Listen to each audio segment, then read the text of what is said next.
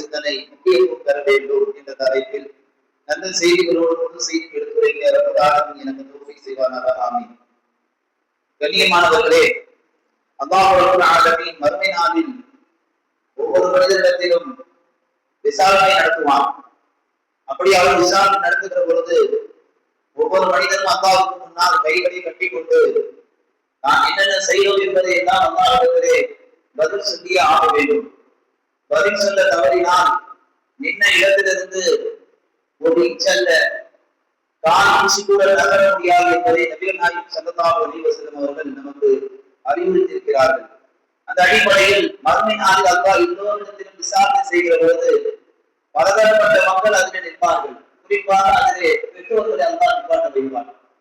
அந்த பெற்றோர்களை நிப்பாட்ட வைத்து அல்லாஹ் தஆலா அவரிடத்தில் கேட்பான். அதற்கு அப்துல்லாஹ் இப்னு உமர் ரலியல்லாஹு அன்ஹு அறிவித்து கொடுப்பார்கள்.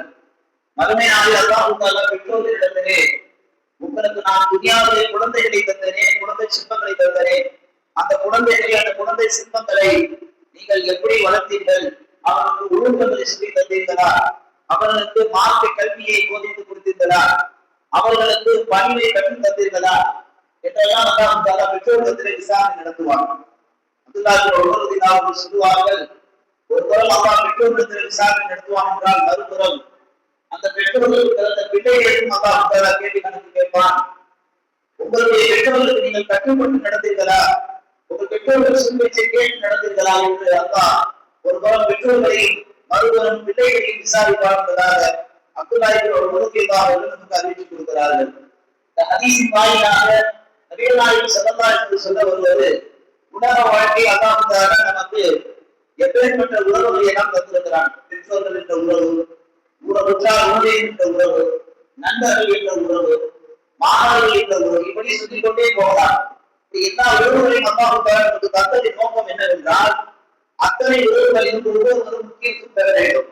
எல்லா உறவுகளிலும் முக்கியத்துவம் பெறாத மனிதன் இந்த உலகத்திலே முக்கியத்துவம் மற்றவனாக ஆக்கப்படுவான். நாம் முக்கியத்துவம் பெற்றால் மட்டும்தான் இந்த உலகத்திலும் சிறகடித்து பார்க்க முடியும். நாளை மறுமையை அல்லாஹ்வுக்கு முன்னால் நம்மால் குடிகட்டி பார்க்க முடியும். அப்படி முக்கியத்துவம் பெற வேண்டும் என்ற தலைப்பில் நாம் சிந்திப்பதின் அசல் அடிப்படையான விஷயம் என்னவென்று கேட்டால், இப்பொழுது ரமலானுடைய மாதம் முடிந்துவிட்டது. ஆங்காங்கே மக்கள் மதரசாக்கள் திறக்கப்படும், பெரும்பெரும் மதரசாக்கள் திறக்கப்படும். இந்த நேரத்தில் தான் பிள்ளைகளை தொடர்ந்து குர்ஆனை கற்றுக்கொள்வதற்கு நாசிரா பாடத்தை படிப்பதற்கு மதரசாவுக்கு அனுப்பக்கூடிய காலகட்டம் இது. அந்த ஒரு தருணம். அதே போன்று தங்கள் பிள்ளைகளை ஆசிரியராக ஆக்க வேண்டும், ஆலிம்களாக ஆக்க வேண்டும் என்று கனவு காணக்கூடியவர்கள் ஒரு அற்புதமான வாய்ப்பை கொண்ட இந்த தருணம். எனவே மதரசாக்கள் திறக்கப்படக்கூடிய இந்த நேரத்தில் பெற்றோர்கள் தங்களுடைய பிள்ளைகளை முழுக்க மார்க்க கல்விக்கு பயன்படுத்தப்பட வேண்டும். தங்கள் பிள்ளையை மார்க்க கல்வியை கற்றுக் கொடுப்பதில் பிள்ளைகள் முக்கியத்துவம் பெற வேண்டும், பெற்றோர்களும் அதற்கு முக்கியத்துவம் தர வேண்டும் என்பதை நோக்கமாக வைத்துதான் இன்றைய ஜும்மாவில் முக்கியத்துவம் பெற வேண்டும் என்ற தலைப்பிலே நாம் சிந்தித்துக் கொண்டிருக்கிறோம்.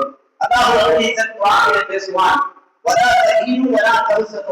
நீங்கள் கவலைப்படாதீர்கள், நீங்கள் வருத்தம் அடையாதீர்கள், நீங்கள் வாழ்ந்து மூமினோட நீங்கள் உண்மையான மூமின்களாக இருந்தால் நீங்கள் தான் உண்மையான வெற்றியாளர்கள். நீங்கள் உண்மையான அல்லாஹ்வை நம்பிக்கை கொண்டால் நீங்கள் தான் உண்மையான வெற்றியாளர் என்று அல்லாஹ் குர்ஆனிலே பேசுகிறார். இந்த ஆயத்தில் அல்லாஹ் ரெண்டு செய்தியை சொல்லுவான். ஒண்ணு என்னன்னு கேட்டீங்கன்னா, வலா தஹீனு வலா தஹ்சனு, கவலைப்படாதீர்கள், எதை நினைத்தும் வருத்தப்படாதீர்கள்.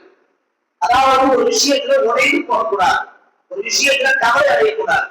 ஒரு விஷயத்துல எப்போ உடைந்து போவோம், ஒரு விஷயத்துல எப்போ கவலைப்படுவோம், எந்த விஷயத்துல நாம தேர்ச்சி பெறலையோ, எந்த விஷயத்துல நாம முயற்சி எடுக்கலையோ, எந்த விஷயத்துல நாம சில மாற்றம் நல்ல விஷயங்களை கற்றுக்கொள்ளலையோ, அதற்கான அமல் செய்யக்கூடிய கால நேரங்கள் வருகிற போது நாம் உடைந்து போவோம்.